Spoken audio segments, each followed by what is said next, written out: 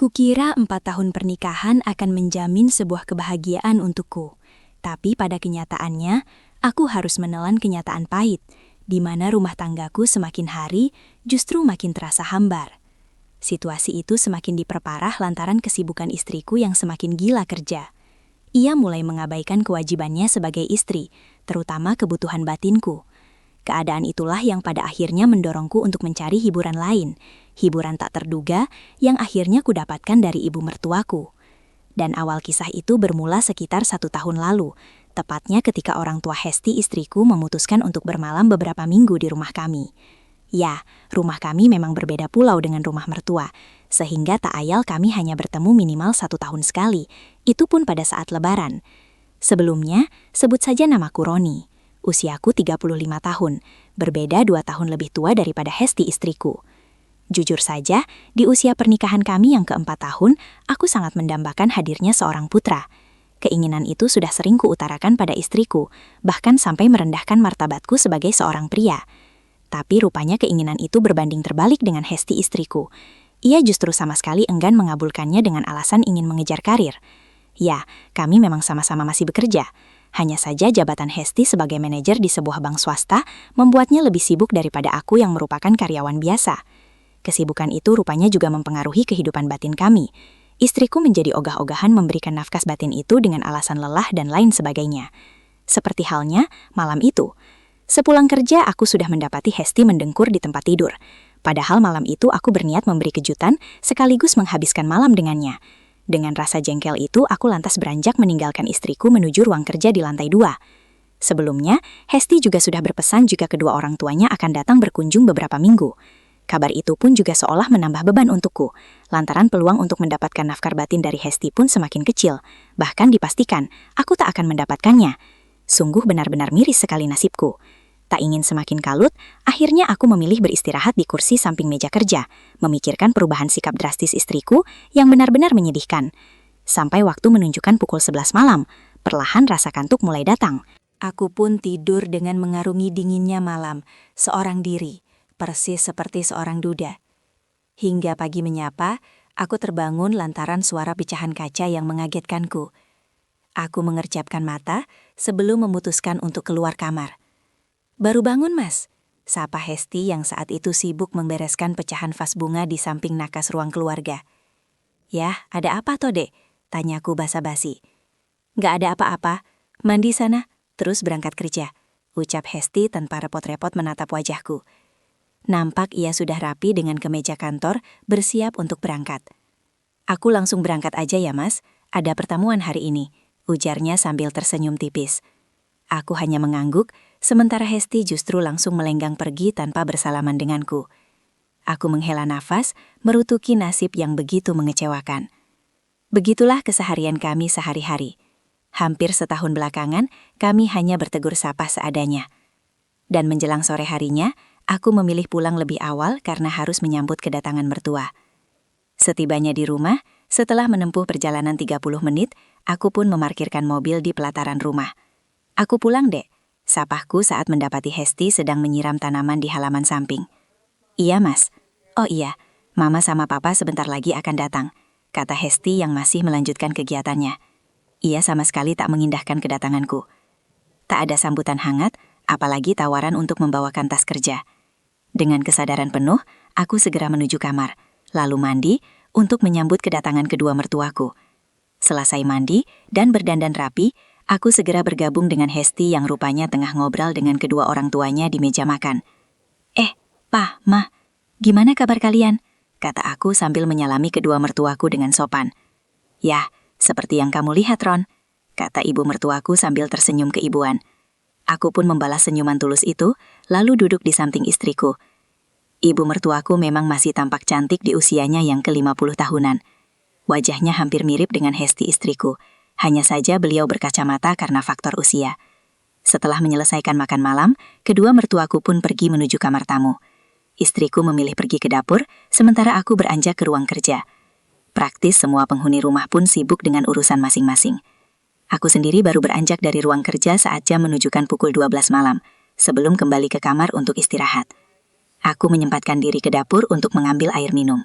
Suasana sudah nampak sunyi, dan kukira semua sudah terlelap dalam mimpi. Tapi rupanya tidak. Pada saat melewati kamar tamu, telingaku memincing saat mendengar suara seruan dari kamar mertua. Entah pikiran dari mana, naluriku justru menuntunku untuk berjalan mendekat. Melalui celah pintu yang sedikit terbuka, netraku sontak terbelalak melihat panorama yang terjadi di dalam sana. "Ma, lagi ya? Papa hampir nih, Ma." Degup jantungku semakin cepat. Saat itu aku benar-benar tak salah dengar.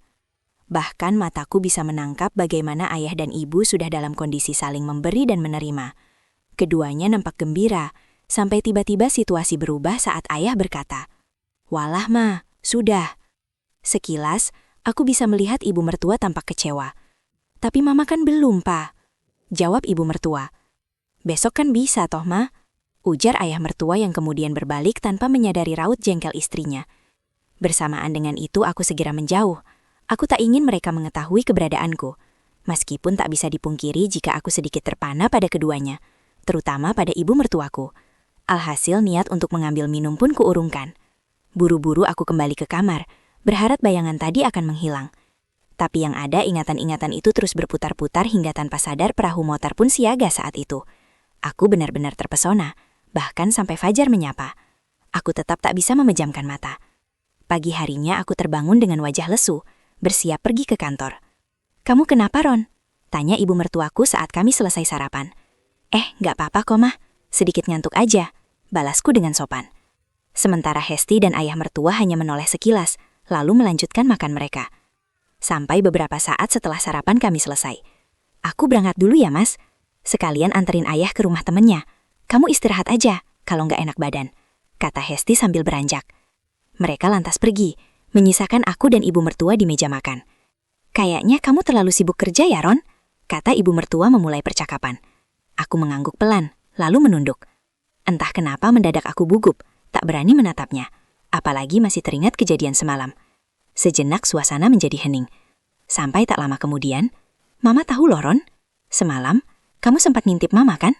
Sontak aku kaget, bukan kepalang. Tapi belum sempat menjawab, beliau justru melanjutkan percakapannya. "Ya, gitulah papamu, Ron. Selalu aja nggak bisa. Sebenarnya Mama sedih. Apalagi Mama juga masih." Aku tersentak sekaligus menoleh ke arahnya. "Maaf, Ma. Sesemalam itu Roni nggak bermaksud." "Sudah, nggak apa-apa kok," sahutnya yang lagi-lagi memotong pembicaraanku. Setelah berkata seperti itu, suasana menjadi hening kembali. Dan entah keberanian dari mana, aku mendadak berkata, "Sebenarnya Roni juga sama sih, Ma. Hesti jarang, malah hampir gak pernah lagi, Ma," ujarku sambil menunduk membuat ibu mertua terheran. "Loh, memang mulai kapan Hesti kayak gitu, Ron?" tanyanya penasaran. "Hampir setahun terakhir ini, Ma," jawabku sedikit malu-malu. "Hah? Kamu gak lagi bercanda kan?" Aku menggeleng, lalu kembali menunduk. "Wah, benar-benar kelewatan si Hesti itu," sahutnya dengan ada jengkel. "Ya, mungkin Roni juga yang salah, Ma. Roni seharusnya bisa ngerti kalau Hesti juga capek abis kerja. Itu gak bisa jadi alasan, Ron. Lagi pula kan ada hari libur toh. Gak tahulah, Ma. Atau mungkin Roni juga yang gak bisa bikin Hesti gembira." "Masa sih, Ron?" tanya ibu mertua menyangsikan perkataanku. "Ya, andai aja Mama yang jadi istriku, pasti..." Entah kenapa ucapan itu tiba-tiba terlontar dariku. Aku benar-benar tak sadar. Bahkan selanjutnya suasana menjadi lebih hening daripada sebelumnya. Saat itu aku menjadi serba salah. Sampai tak lama kemudian. "Memang kamu beneran mau, Ron?" tanya ibu mertua pelan, sambil menatapku lekat. Senyumnya tersungging melihat ekspresiku yang terlihat salah tingkah. "Maaf, Ma. Roni gak sengaja ngomong kayak gitu tadi. Roni cuman..." Ibu mertua justru tertawa kecil mendengarnya. "Mama ngerti kok, Ron. Lagian wajar kan?" kata ibu mertua yang mendadak beranjak. Lalu duduk di sampingku. Ia merapatkan barisang hingga lututnya mengenai lututku. Seolah memberi sinyal kebaikan itu. Jantungku dadikduk tak menentu. Belum lagi aroma peyuhnya membuat gejolak bayiku timbul saat itu. "Ron, kamu bisa kan?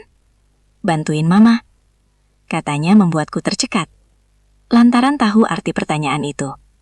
Sempat terjadi perang batin di benakku. Antara janjiku pada Hesti, atau kebutuhan yang tak terpenuhi itu. Bah, bantuin apa, Ma? Ih, kamu pura-pura gak ngerti aja, ah.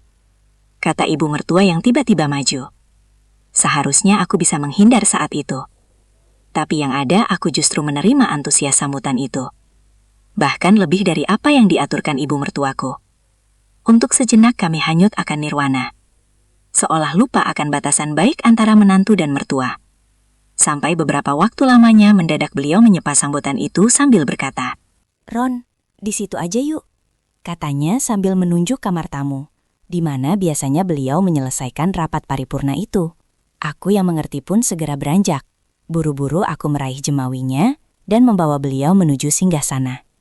Jantungku berdebar, bukan hanya keinginan yang selama ini kuredam, tapi juga was-was, bercampur penasaran.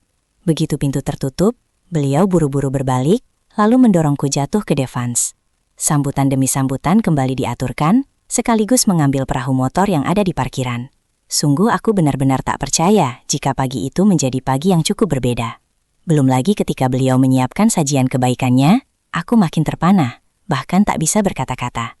Sajian yang selama beberapa hari terakhir hanya ada di benakku. Saat itu sudah ada tertera di depanku. Tak ingin membuang waktu, perhatian demi perhatian kuhaturkan, membuat beliau sesekali berseru syahdu. Seruan yang akhirnya menjadi spirit untukku. Sebelum akhirnya perahu motor itu pun melaju. Tak ayal beliau pun hanyut akan kebaikan itu. Bahkan beberapa waktu kemudian, banjir bandang pun melanda Pelabuhan Ratu. Entah kenapa saat itu aku tak lagi memikirkan Hesti istriku. Lantaran di benakku hanya ada ibu mertua dan segala kemuliaannya itu. Berbagai variasi motor yang lama tersimpan, kuterapkan saat itu juga. Sampai pada saat aku merasa hendak tiba pada tujuan utama, mendadak beliau berkata, "Sebentar Ron, biar Mama siaga dulu," katanya yang tiba-tiba beranjak mengambil perahu motor. Dan sembuhyatlah pun di pundi kebaikan tersebut. Untuk sejenak, kami sama-sama terdiam, dengan pikiran kalut. Ada kelegaan, tapi juga ada penyesalan yang tiba-tiba datang. "Mah, Roni benar-benar minta maaf ya.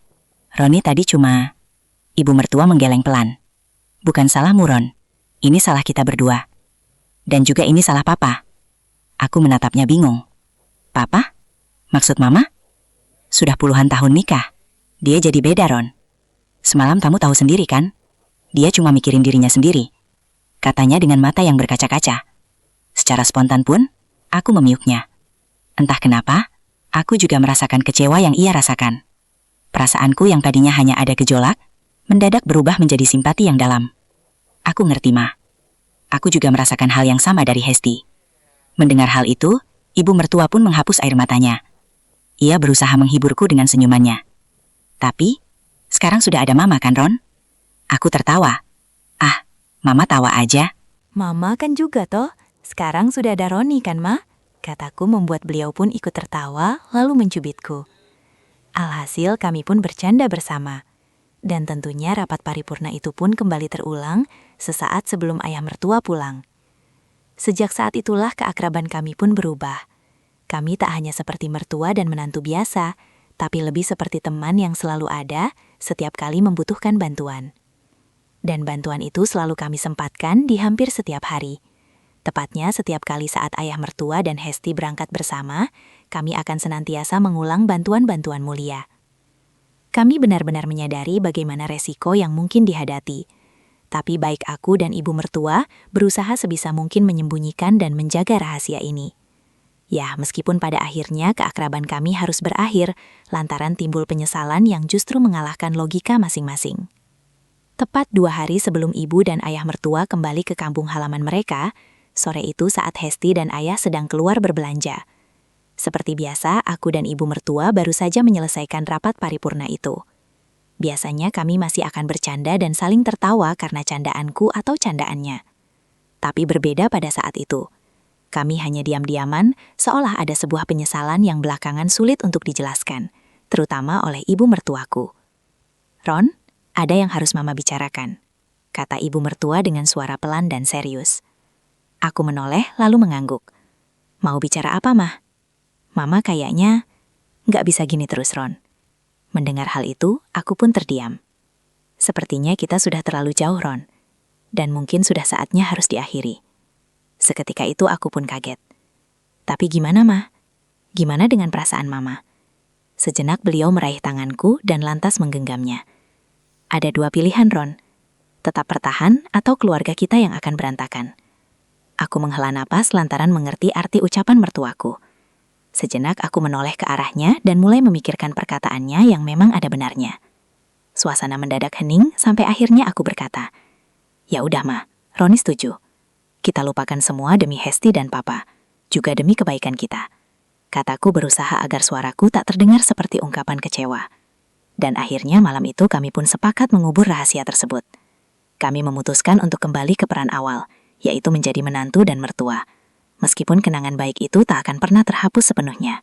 Tapi kami sama-sama berjanji pada diri sendiri untuk tak lagi mengulang kebaikan itu. Kami memilih untuk menanggung beban kesepian masing-masing daripada harus merelakan keluarga kami hancur karena ego dan keinginan sesaat.